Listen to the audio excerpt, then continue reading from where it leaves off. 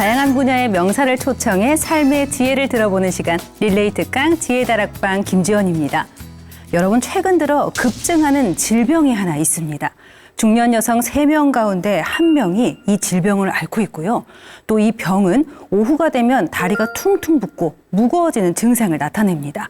그리고 이 병이 나타나는 신체 부위의 또 다른 이름은 바로 제2의 심장인데요. 어떤 병인지 짐작하시나요? 오늘은 지난 시간에 이어서 심장혈관 흉부외과 전문의 서동주 원장님 모시고 바로 이것에 대해 자세히 알아보도록 하겠습니다.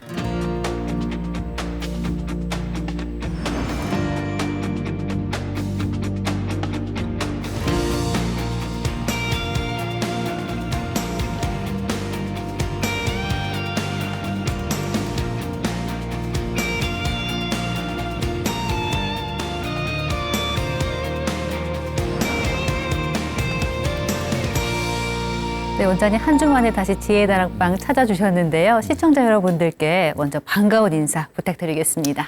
네, 안녕하세요. 심장혈관 흉부외과 전문의 서동주입니다. 제가 3주째 이 지혜다락방 방문하고 있는데요. 제가 올 한해 목표가 있습니다. 이 혈관 지킴으로써 이 많은 분들에게 이 혈관 건강에 대해 중요성을 좀 알려드리고 싶은데요. 여기서 사실 지금 지혜다락방에서 이런 얘기들을 계속하고 있어서 저는 굉장히 좀 뿌듯합니다, 벌써. 제가 이 시작에서 오늘 강연의 주제를 퀴즈로 냈습니다.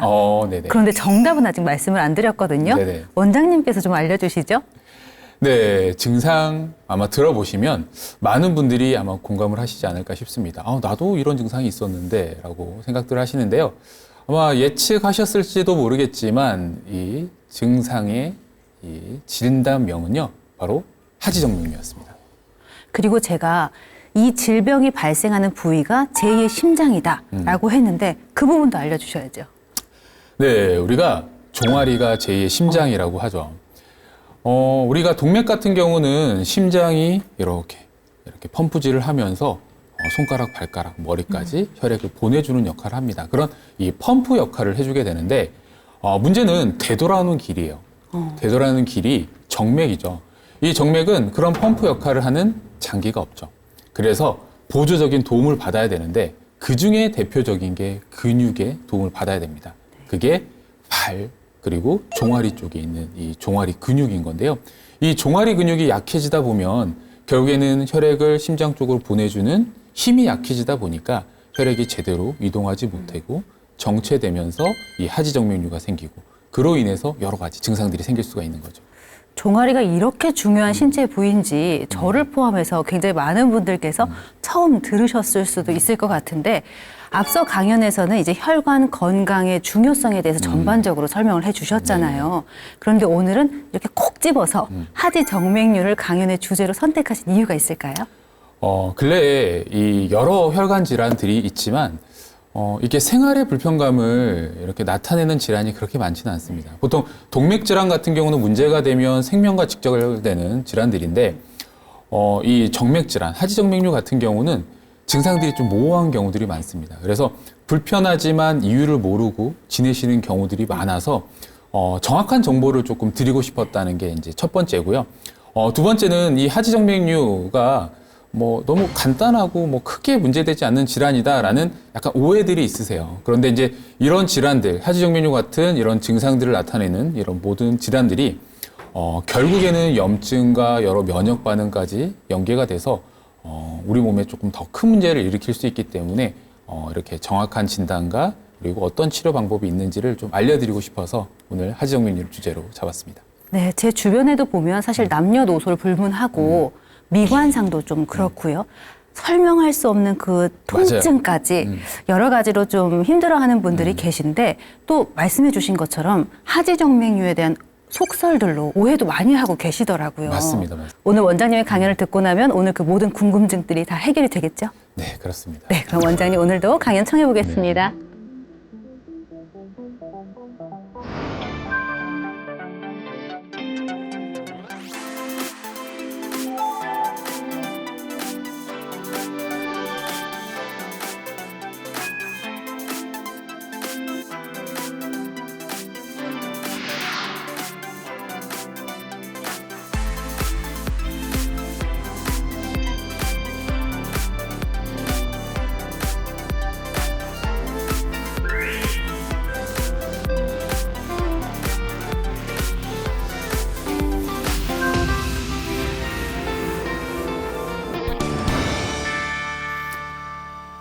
안녕하세요. 심장혈관 흉부외과 전문의 서동주입니다. 네, 오늘은 제가 말씀드릴 주제는 바로 하지정맥류입니다. 네, 여러분들은 하지정맥류에 대해서 얼마만큼 알고 계실까요? 네, 우리 어머님들 보게 되면 조금만 다리가 좀 불편해도 이렇게 표현하세요. 아, 나 하지정맥 있어. 이렇게 표현들을 하시거든요. 그렇다라고 하면 이 정확한 하지정맥류의 정의나 이 문제점들은 제대로 알고 계실지 한번 질문을 드리고 싶은데요. 오늘은 그 생활의 불편감을 일으키는 하지정맥류에 대해서 정확히 설명드리도록 하겠습니다. 네, 우리 하지정맥류를 보게 되면요. 말 그대로 하지, 정맥에 생기는 질환입니다. 여기에 류가 붙었죠. 류자는요, 혹류자입니다. 그러니까 하지 정맥이 혹처럼 튀어나와 있는 질환을 이렇게 표현하는 거죠. 이 어휘를 보게 되면요, 어원을 보게 되면 결국에는 다리 쪽에 있는 정맥에 뭔가 문제가 생기는 질환입니다. 그렇다라고 하면 그러면 상지 정맥류는 없냐? 네, 거의 없습니다. 왜 하지 쪽에, 다리 쪽에 정맥에는 문제가 생기는데 우리 팔 혹은 이제 상체의 정맥에는 문제가 생기는 경우가 드물까요? 거기에는 여러 가지 이유가 있습니다. 그걸 알기 위해서는 우리가 왜 하지 정맥류가 생기고 그 원인이 뭔지를 조금 아셔야 되겠죠. 그리고 또 하나는 치료도 아셨으면 좋을 것 같습니다. 이 하지 정맥류에 대한 개념은 예전 히포크라테스 때부터 사실 이 하지 정맥류의 개념들은 나타났습니다. 그런데 이 예전에부터 이제 사실 19세기 말 저희가 실질적으로 이제 치료에 들어가기 전까지는 이 하지정맥류는 결국에는 외관상의 문제에 초점을 두는 부분들이 많았습니다. 외관상의 혈관이 튀어나오고 이렇게 튀어나온 사람들이 뭔가 불편해하더라. 그러니까 그 부분을 절개하고 뭐 잘라내고 뭐 혈관을 제거하고 이런 부분들을 하니까 또 증상이 괜찮아지더라 라는 게 사실은 이제 시작이었고요. 19세기 말에 들어오면서 이게 혈관의 역류 때문에 생기더라. 그렇기 때문에 여러 테스트를 통해서 요 혈관들을 좀 묶어주고 제거를 해주니까 문제가 되는 혈관들을 제거를 해주니까 증상들이 좋아지더라 라고 하면서 수술적인 치료들이 이제 진행됐던 거거든요. 그래서 결국에는 외관상 문제였다라고 하는 이 하지정맥류가 결국에는 혈관 안쪽에 기능적인 문제가 원인이었고요. 심화 과정으로 이제 들어가게 되면요. 이게 결국에는 염증과 면역 과정과도 연관이 됐다는 이제 개념을 조금 설명드리고 싶습니다. 네, 우리가 혈액순환 얘기들 많이 하죠. 제가 하지정맥류를 말씀드리기 위해서는 이 혈액순환 얘기를 꼭 드려야 됩니다. 제가 오프닝 때도 말씀드렸지만 우리가 혈액이 동맥을 통해서 우리 몸에 손가락, 발가락 끝까지 전신에 혈액을 보내준다라고 하면요.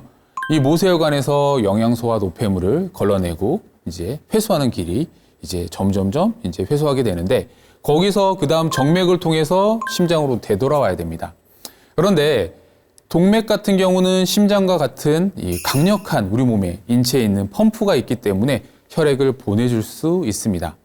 하지만 정맥 같은 경우는 이 보내주는 펌프 역할을 하는 게 없죠. 그래서 보조적인 장치들이 필요한데 그게 근육의 역할입니다. 근육이 수축하고 이완하는 역할을 통해서 이 과정을 통해서 혈액을 위로 올릴 수 있는 역할을 하고요. 또 하나는 사진을 보시면 이 구조가 하나 더 있어요. 이 동맥 같은 경우는 없는 이 정맥에 있는 판막이라고 하는 구조물이 있습니다. 이 구조물은 이 체크 밸브, 1A 밸브 역할을 하거든요. 그러니까 한쪽으로만 혈액이 갈 수 있게 도와줍니다. 혈액이 반대 방향으로 가게 되면 결국에는 그 판막이 막아줘서 반대로 혈액이 가지 못하도록 막아주는 거죠. 이 판막의 영향도 크게 영향이 미치게 되죠. 또 하나는 만약에 다리에서 심장으로 혈액을 보내준다라고 하면 이 복부의 압력도 굉장히 중요하게 작용을 합니다. 복부의 압력 그리고 흉곽 압력 이 차이에 의해서도 혈액이 심장 쪽으로 넘어갈 수 있게 도와주는 거죠.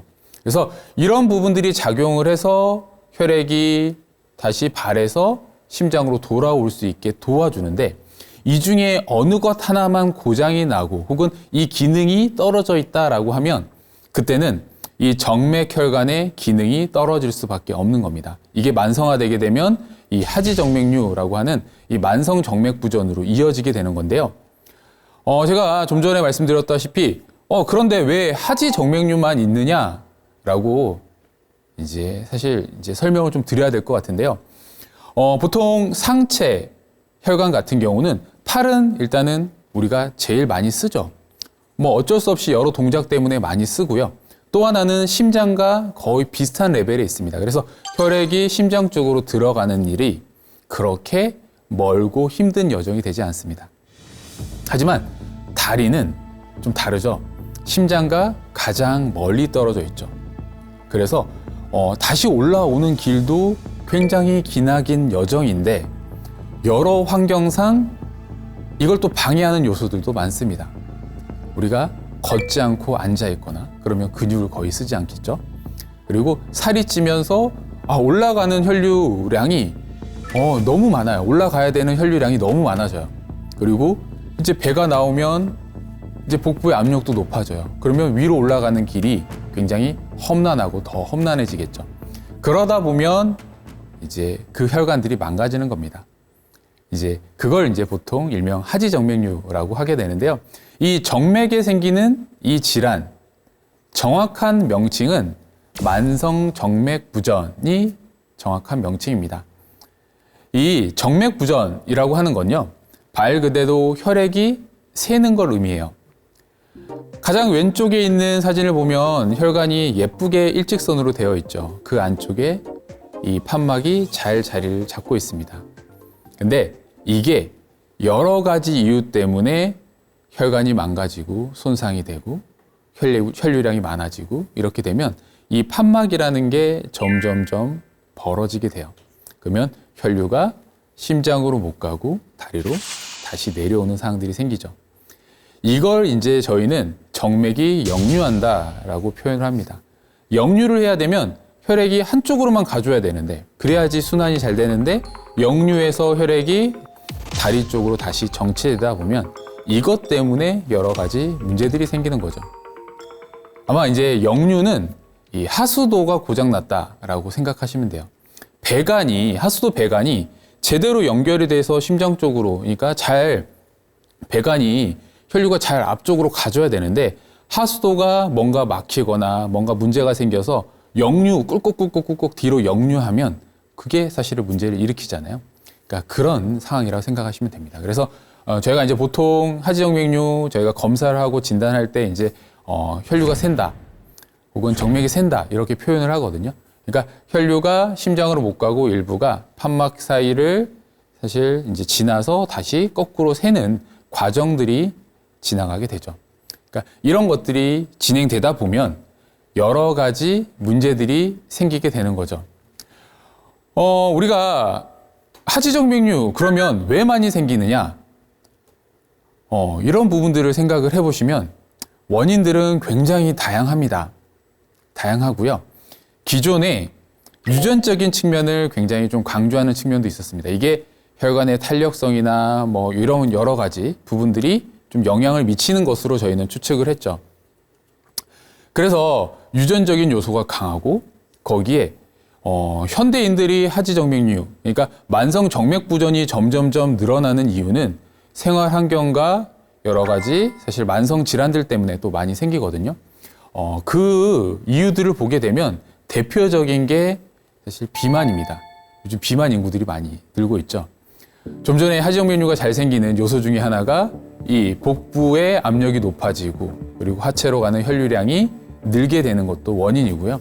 그리고 지방이 많아지다 보면 내장 지방이 늘고 하다 보면 염증 물질들도 많이 만들어지다 보니까 혈관 기능이 좀 떨어질 수밖에 없습니다. 이제 그러다 보면 이 만성 정맥 부전이 많이 생길 수가 있고요. 또 하나는 현대인들의 자식 생활입니다. 운동량이 많이 이제 줄었죠. 오래 앉아 있고 뭐 오래 서 있고 이런 고정되어 있는 자세들이 굉장히 좋지 않은 하지정맥류의 원인이다라고 볼 수 있어요. 거기에 이제 보통 상대적으로 여성분들이 더 흔하거든요. 그래서 여성분들 같은 경우는 이제 여성 호르몬이나 그리고 임신 출산을 하면서 또 혈관 기능의 탄력성에 이제 변화가 생기면서 또 잘 생긴다고 알려져 있습니다. 네, 거기에 이제 노화와 이제 사실 100세 시대를 살다 보니까 노화가 되는 과정에서 또 혈관 기능도 당연히 나빠질 수가 있겠죠. 그러니까 이런 과정들이 계속 쌓이다 보니까 우리 하지 정맥류의 이런 인구들이 이제 점점점 늘고 있는 겁니다. 실제 국내 하지 정맥류 진단율도 굉장히 늘고 있고요. 그리고 또 하나는 이제 미국 시장, 미국을 보게 되면 미국의 이 만성 정맥분호 환자가 대략 시간이 지나면 1억 명이 넘는다는 보고들도 있습니다. 통계학적으로 보게 되면. 그러니까 그 정도로 이 만성 정맥 부전은 이제 흔한 질병이기도 하고 그만큼 또 우리의 삶의 질을 또 망가뜨리는 질환이기도 합니다. 네, 제가 유전적인 부분들은 제가 뒤에 추가적으로 좀 설명드리고 싶어요. 여러 가지 관점들을 좀 설명드리기 위해서. 그러니까 왜냐하면 예전에는 하지정맥류라고 하는 만성 정맥 부전은 그냥 저명한 이제 외관상 보이는 혈관 질환이었어요. 그래서 19세기 말에 저희가 이제 처음으로 저런 이제 수술적인 요법들이 체계화되고 있을 때 그때 관점도 역류가 있는 것은 분명히 문제다. 그런데 그 역류 있는 부분들이 이제 꾸불꾸불 튀어나오는 혈관의 위쪽 레벨에서 역류하는 부분들이 문제가 되기 때문에 그 부분을 묶어주자라는 게 사실 치료의 처음이었습니다. 근데 이제 결국에는 외관상의 변화를 보고 이제 진단을 약간 간접적으로 했던 부분들이 크죠. 그러니까 직접적으로 혈류가 새는 것들을 확인하는 방법들이 없었으니까 결국에는 그냥 그렇게 예측을 하고 여러 가지 신체 검사를 통해서 확인하고 이 수술들을 했던 겁니다. 그런데 1980년대 이제 이때부터 이제 듀플렉스 초음파라고 하는 것들이 이제 보편화됩니다. 그래서 혈관의 역류를 찾아내게 된 거죠. 역류하는 파형들을 찾아내고 정확한 진단이 가능해지게 됩니다. 그래서 그 시기부터 하지정맥류 환자는 굉장히 가파르게 진단이 됐다고 볼 수 있죠. 왜냐하면 이제 진단이 발달하면서 이제 환자분들이 더 늘었다고 생각하시면 되고요. 예전에는 외형적인 변화들이 있을 때만 이제 하지정맥류라고 진단을 보통 했다라고 하면 그 이후로는 외형적인 저런 혈관 변형이 없다라고 하더라도 역류가 진단이 되면 만성 정맥 부전으로 진단을 하고 그 뒤에 치료를 했다라는 거죠. 결국에는 그런 환자들을 치료를 해보니까 증상들이 좋아져서 이제 그런 치료들이 발달하는 과정을 이제 사실 겪었습니다. 네, 지금 사진을 보시면 판막, 혈액이 지나가는 길이 보입니다. 그래서 보면 혈액은 한쪽 방향으로 심장으로 이렇게 올라가야 되는데 저렇게 빨갛게 보이는 혈류가 역류하는 혈관이라고 가정을 할게요. 혈류가 심장으로 못 가고 일부가 다시 내려오면 이 압력이 높아지게 돼요. 압력이 높아지면서 피부 밑에 있는 혈관들이 울퉁불퉁 튀어나오게 되죠. 저걸 이제 보통 저희가 하지정맥류라고 진단을 했었어요. 그런데 저기서 끝나지 않고 우리 몸에서는 여러 가지 반응들이 일어납니다. 그래서 하지정맥류가 있는 환자들은 이런 상태로 오시는 경우들도 많습니다. 네, 이 화면을 보시면 네, 이걸 보고 하지정맥류라고 진단을 할 수 있을까요? 그러니까 예전에는 이렇게 피부 변화들이 있는 환자들을 아마 원인 모를 피부병 혹은 원인 모를 그냥 질환으로 조금 두는 경우들이 많았습니다. 근데 실제 이 원인들을 이제 파고들다 보니까 만성 정맥 부전이 있으면, 그러니까 혈관성 질환들이 있으면 결국에는 피부나 혹은 조직에 염증 반응이 생기면서 여러 문제들을 일으킨다라는 게 밝혀지게 된 거죠. 우리가 만성 정맥 부전, 그러니까 혈액의 역류가 지속되다 보면 혈관의 압력이 높아집니다. 그걸 저희는 정맥 고혈압이라고 설명을 드리거든요. 정맥의 압력이 높아지는 정맥 고혈압이 진행되게 되면 결국에는 혈관벽에 손상이 생기고 그리고 염증이 생기고 이게 지속되다 보면 피부나 조직에, 그러니까 근육 조직이나 혹은 신경이나 이런 부분에 여러 가지 영향을 미치다 보니까 다양한 증상들이 나타납니다.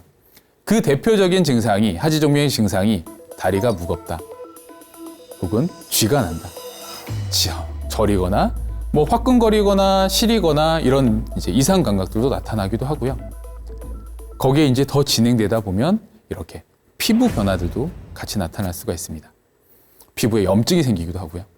혹은 색소 침착이 생기기도 합니다. 심해지면 궤양까지도 나타나는 경우도 있죠. 그러니까 실제 저희도 이제 환자를 보다 보면 저렇게 이제 피부가 안 좋아지거나 혹은 궤양이 반복적으로 생기는 경우들이 있어요. 그러니까 궤양이 좋아졌다 나빠졌다 이렇게 반복되면서 이게 계속 생기는 분들이 있거든요. 그러니까 그런 분들이 제일 먼저 방문하는 데가 이제 나 당뇨인가 보다 라고 해서 내과 병원을 갑니다. 아니면 피부과를 가서 나 피부병이 갑자기 생겼는데 이거 치료 어떻게 하죠? 라고 하고 이제 피부과를 가죠. 아마 이제 피부과에서도 당뇨가 있는지 없는지를 보통 이제 체크를 하시겠지만 이제 거의 이제 그냥 단순 피부 질환에 준해서 뭐 보습제나 혹은 스테로이드 이런 연고들을 좀 쓰면서 경과를 보는데 사실 당연히 문제가 되는 원인이 해결되지 않았기 때문에 예전에는 이제 저게 진행되고 궤양이 악화되는 경우들이 사실 꽤 많았습니다. 그런데 혈액의 역류 그리고 이제 혈관병 때문에 혈관이 이상이 있으면 저렇게 피부 질환까지도 나타날 수 있다라는 게 이제 여러 이제 논문이나 자료들이나 여러 뭐 학회에서 이제 많이 얘기들 하다 보니까 근래에는 이렇게 내과나 피부과에서 저런 이제 환자분들 저렇게 이제 피부까지도 손상이 된 환자분들을 혈관 클리닉으로 보내주시거든요. 그래서 체크를 하도록 하게 되는데 이 혈관 질환 역시 저렇게 피부 질환을 조금 만들 수 있다는 걸 꼭 아셨으면 좋겠고요. 저렇게 생기게 되면 빨리 조치하지 않게 되면 더 진행할 수 있기 때문에 사실 하지정맥류가 대부분은 뭐 빨리 치료를 하지 않아도 되는 질환이긴 하지만 저렇게 피부 변화가 있는 경우에는 빨리 조치를 하라고 말씀을 드립니다. 저희 보면 이런 질환들이 보통 이제 아버님들이 이렇게 생기시는 경우들이 많으세요. 그러니까 지내시는데 크게 불편함이 없고 그냥 뭐 다리가 좀 불편하고 조금 화끈거리긴 하는데 뭐 피부가 저렇게 변해도 크게 뭐 아프지 않다라고 표현하거든요. 크게 아프지 않으니까 그냥 지내시다가 조금 이제 일이 커지는 경우들이 생기게 되죠. 그래서 저희가 하지정맥류의 대표적인 증상 중에 피부 변화도 있다. 저희가 하지정맥류를 육안으로 진단을 하게 됩니다. 육안으로 진단하는 병기가 있거든요. 1단계부터 6단계까지 있어요. 보통 1단계는 실핏줄들이 보인다든지 혹은 파란 혈관들이 조금 두드러져 보이는 이제 이런 단계, 망상정맥이라고 하거든요. 그럼 망상정맥이 보이는 단계를 1단계라고 하고요. 2단계 같은 경우는 울퉁불퉁 튀어나오는 우리가 보통 알고 있는 2단계 이제 이 하지정맥류가 보이는 단계를 보통 2단계라고 합니다. 거기에 이제 부종이 있는 경우에는 3단계, 이제 4단계부터는 피부 질환이 생깁니다. 이제 피부에 색소 침착, 피부염, 혹은 이 복숭아뼈 근처에 실핏줄들이 많이 보인다든지, 피부 색깔이 안 좋다든지, 뭐 여러 가지가 보이죠. 5단계, 6단계는 이제 궤양이 진행된 정도로 굉장히 좀 심한 단계입니다. 그래서 궤양이 치유가 되면 이제 치유가 되는 게 왔다 갔다 하면 그때는 5단계, 치유가 되지 않고 계속 진행하는 궤양이 있으면 6단계로 보거든요. 그래서 보통은 저희가 이제 치료하는 기준을 평가를 할 때 하지정맥류 같은 경우는 2단계 이상부터는 치료를 조금 적극적으로 하라라고 말씀을 좀 드리고요. 왜냐하면 모든 혈관질은 비슷해요. 진행성 질환이거든요. 그러니까 점점점 진행하기 때문에 2단계 이상부터 진단이 됐을 때는 결국에는 더 진행될 가능성이 높다. 그래서 치료를 하라라고 말씀을 좀 드리게 됩니다. 네, 그래서 저희가 예전에는 이제 여러 가지 이런 관점들이 있어서 단순하게 하지정맥류에 대한 이해가 기계적인 고장으로 생각들을 많이 했어요. 이제 그렇게 생각하다 보면 아직도 이제 사실 거기에 조금 국한되게 조금 편견을 가지고 계시는 선생님들은 튀어나오지 않으면 하지정맥류가 아니다라고 설명하시는 경우들이 있거든요. 그러니까 이게 이제 혈관을 전문적으로 하시는 선생님들은 그렇게 말씀하시지 않으시지만 이런 이제 관점들에 대해서 계속 이해를 하고 공부를 하기 때문에. 근데 이게 이제 예전의 마인드로 생각을 하시면 그냥 기계적인 고장이기 때문에 그냥 뭐 진행하면 된다. 뭐 이게 다른 문제는 일으키지 않는다라고 이제 생각들을 하시는 경우들이 아직도 있습니다. 그래서 이게 여러 가지 증상들을 보게 되면 이 하지정맥류의 이 증상은 단순하게 기계 고장은 증상의 이제 시작점, 시발점이 됐다라고 하면 더 진행되는 여러 가지 증상들은 여러 가지 생물학적 반응에 의해서 나타난다라고 볼 수 있거든요. 거기에 염증과 면역 반응이 있을 수 있습니다. 제가 유전적인 측면 말씀을 좀 드렸잖아요. 하지정맥류를 보게 되면 실제 유전적인 측면이 굉장히 강합니다. 이게 초창기는 약간 통계학적 측면이었어요.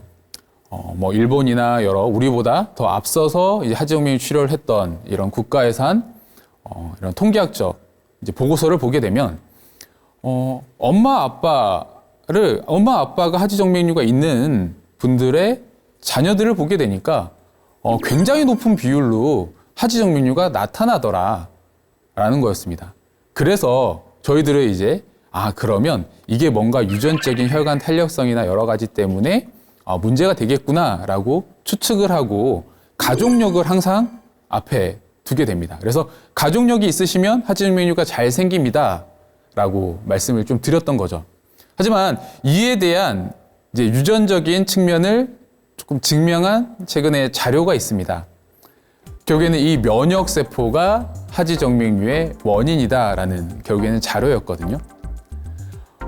대략 이 38만 명 정도 되는 이 환자들을 대상으로 한번 추적 관찰, 그러니까 연구를 쭉 해봤다고 합니다. 그렇게 했더니 특적 이제 면역세포에 있어서 활성화 정도가 이 대조군에 비해서 차이가 났다라고 하는 거죠. 쉽게 말해서 혈관을 공격하는 이 그러니까 혈관을 공격하는 인자가 다른 대조군에 비해서 조금 더 활동성이 더 높았다라는 게 확인이 된 거예요. 그래서 내가 그런 이제 공격하는 인자들이 활성화되게 태어났다라고 하면 그 혈관은 더 많이 다치고 더 빨리 손상되고 이런 부분들이 나타난다는 거죠. 이런 면역세포의 불균형이 이 하지정맥류의 유전적인 측면과 굉장히 좀 연관이 되고, 그리고 이 면역세포가 불균형이 있다라고 하면 결국에는 하지정맥류가 더 잘 나타날 수 있다라는 부분들을 또 이제 설명할 수 있는 부분들이 나타나겠죠. 또 하나는 우리 몸의 염증 반응입니다. 그러니까 증상들을 보게 되면 이게 염증성 증상들이 굉장히 많이 나타나거든요. 그러니까 다리가 무겁기도 하고 쥐가 나기도 하고 뭐 이런 특정 질환들, 그리고 피부 자체까지 염증을 일으키는 이런 요소들을 보게 되면 결국에는 염증성 반응들이 이 핵심이 되게 됩니다. 우리 정맥이나 혈관에 정상적인 혈류들을 보게 되면 자연스럽게 지나가면서 가벼운 이 마찰들을 만들어냅니다. 정상적인 부드러운 마찰들은 혈관에 굉장히 긍정적인 영향을 미칠 수가 있죠. 혈관 자체에 자연스럽게 내피세포를 좀 건강하게, 그리고 자극도 적당히 줘서 건강하게 유지되도록 도울 수 있다라는 측면이 있습니다. 하지만 판막이 고장나서 혈액이 제대로 된 길로 가지 못하고 역류하면서 혈관이 늘어난 길에서는 이 정체가 생깁니다. 그리고 와류가 생기죠. 혈액이 그 안에서 뱅글뱅글 도는 상황들이 생깁니다. 그 상황들이 생기게 되면 그 압력과 여러 이런 혈류 속도 때문에 혈관벽이 손상이 됩니다. 이걸 좀 생각을 해보면 우리가 혈관 자체가 정상적인 길에서는 크게 문제가 되지 않아요. 근데 어느 순간 그 혈관이 이유는 모르겠지만 뭔가 문제가 생겼어요. 문제가 생기면 거기서 우리 몸은 반응을 하게 됩니다. 이게 혈관 자체가 뭔가 고장이 났다. 그러면 이걸 고치기 위해서 면역세포들, 염증세포들이 그 혈관 주변에 달라붙게 되겠죠. 그리고 혈관벽 자체도 이걸 보호하기 위해서 염증세포들을 받아들이려는 준비를 하게 됩니다. 그게 이제 염증 반응들이 생긴다라고 얘기를 드릴 수 있는 거고요. 이 염증 반응들이 생기다 보니까 다양한 이제 문제들이 생기게 되고, 실제 보게 되면 특히나 이 팔 같은 경우는 크진 않지만 이 다리 같은 경우에는 이 정맥류가 생겼을 때 이 사이토카인이라고 하는 이 염증 물질들이 상대적으로 농도가 좀 높아진다라는 보고들이 있습니다. 그래서 이게 구조적인 문제에서 끝나는 게 아니라 이 염증 반응들이 결국에는 이 정맥류, 하지정맥류의 원인이다. 당연히 이걸 지켜보게 되면 진행하게 되겠죠. 그리고 이 염증 인자들이 국한돼서 국소적으로 이 혈관에만 문제를 일으키는 게 아니라 결국에는 전신에도 문제를 생길 수도 있는 거죠. 우리 하지정맥류라고 하는 만성 정맥 부전이 심하게 조금 진행되신 분들은 약간 전신 증상을 또 호소하시는 경우들도 있습니다. 손발이 너무 차고 어지럽다 이렇게 표현하시는 경우도 있거든요. 다양하게. 그래서 이런 부분들도 이런 염증 지표들과 연관이 될 수 있습니다. 그 중에서도 대표적인 염증 지표가 인터루킨 6와 TGF 베타1이라는 이 면역세포입니다. 이 염증 물질이거든요. 염증 유발 물질인데 우리가 염증이 생기면 열이 나고 약간 발열이 생기고 이럴 때 작용하는 이 면역 물질이 인터루킨 6라고 하는 이 면역 물질이고요. 요 TGF 베타1이라고 하는 이 물질은요. 우리가 상처가 생기면 상처가 회복되는 과정에서 그 상처가 약간 두터워지고 뭔가 이제 상처 자체가 흉터가 생기잖아요. 그런 이제 흉터를 만드는 그런 작용을 하는 이런 물질이기도 합니다. 그런데 동맥경화에서도 문제인 게 이 내벽이 고장이 나면서 이 중막이 점점 좀 두꺼워지는 동맥경화가 문제라고 했잖아요. 이 만성 정맥 부전도 비슷합니다. 압력 때문에 만성적으로 정맥 부전이 일어서 정맥 고혈압이 생기고 이로 인해서 혈관 내벽이 손상되기 시작하면 이 염증 물질들이 계속 작용을 하면서 굉장히 얇아요. 정맥 혈관에 있는 중막이라고 하는 그 근육층은 굉장히 얇습니다. 근데 그 얇은 중막층을 변형을 일으키게 되죠. 그래서 그 중막층을 파괴하는 주범이 인터루킨 6가 이 혈관에 있는 그 근육층을 이제 점점점 탄력성을 떨어뜨리게 되고요. 그리고 그 내피세포에 있는 주변에 있는 변형을 또 딱딱하게 변화를 일으키는 게 이제 TGF 베타1이라고 하는 이 물질이 혈관 자체의 유연성이나 경직성을 이제 사실 올리고 유연성을 떨어뜨리는 구조로 만들어 버립니다.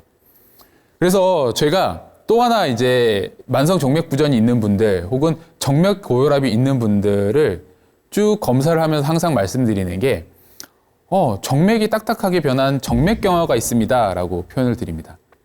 그러니까 정맥벽 자체가 저렇게 변성이 있다라는 것은 결국에는 혈관 안쪽에 여러 가지 변화가 생기는 거고 그로 인해서 여러 가지 증상들을 나타낼 수 있기 때문에 저희가 초음파를 보고 저 안에 혈관벽이 두꺼워진 것만 확인하더라도 어느 정도 증상과 일치하는 경우들이 많이 나타나게 되죠. 그래서 결국에는 이런 혈관을 탄력을 이제 담당했던 엘라스틴이나 이런 콜라겐 자체를 이제 분해하는 것들이 점점점 늘어나서 이 균형이 깨집니다. 혈관벽에 붕괴가 생기고 이 혈관벽이 분해되고 이러면서 여러 가지 이제 이상 증상들이 나타나게 된다는 거죠. 그래서 제가 보통은 이제 꼭 하지정맥류라고 하면 예전에는 단순하게 외형적인 변화들 확인하고요.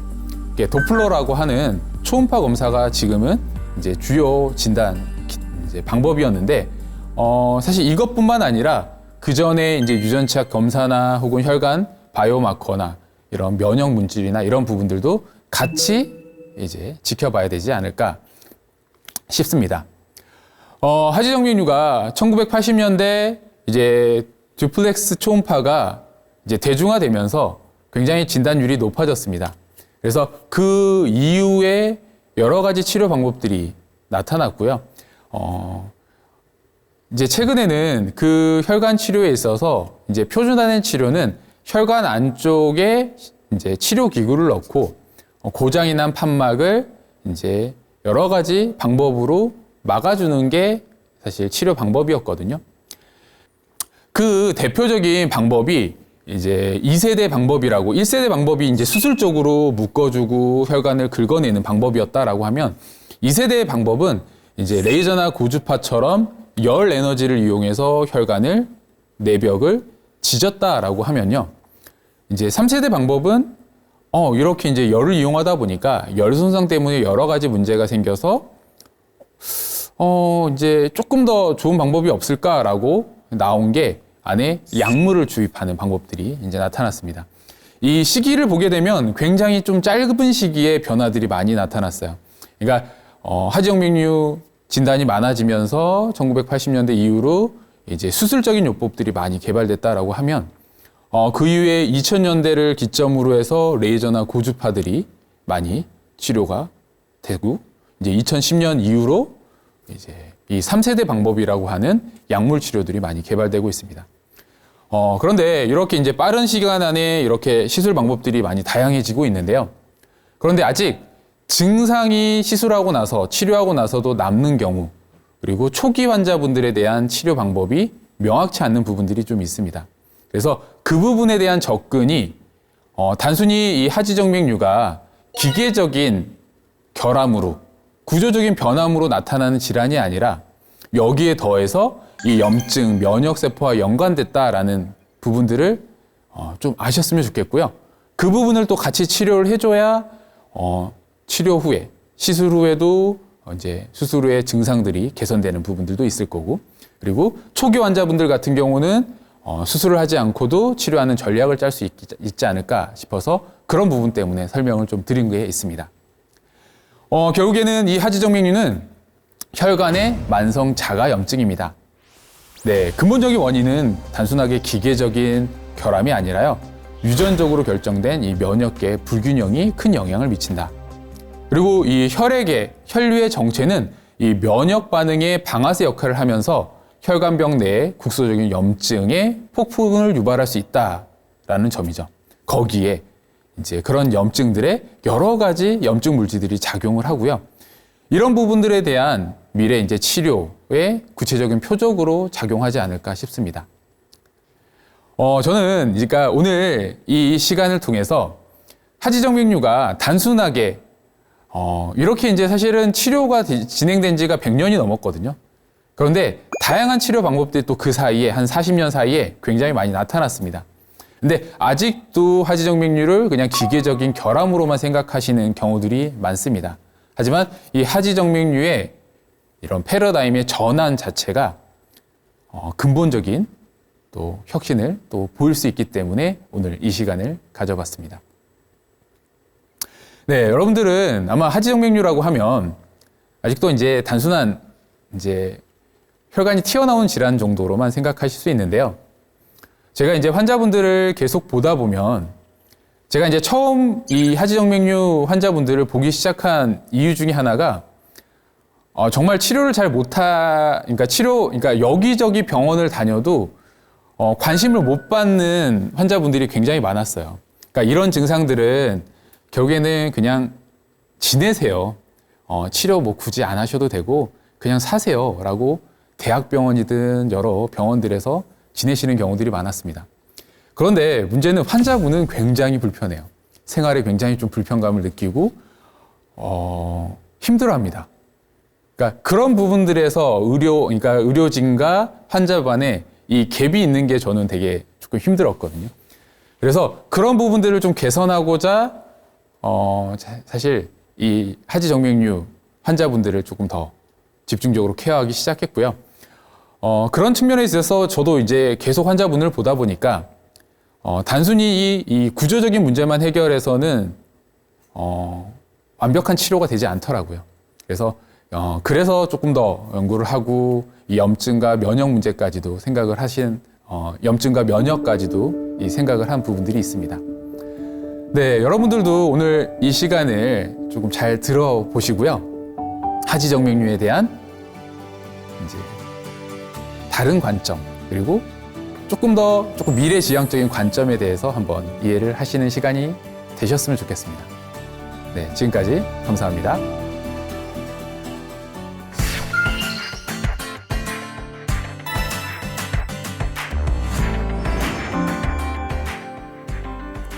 네, 오늘은 서동조 원장님과 함께 하지 정맥류의 오해와 진실에 대해서 꼼꼼하게 알아봤는데요. 여러분의 일상에 많은 도움이 됐길 바랍니다. 오늘 지혜다락방 준비한 내용은 여기까지입니다. 함께해 주신 여러분 고맙습니다.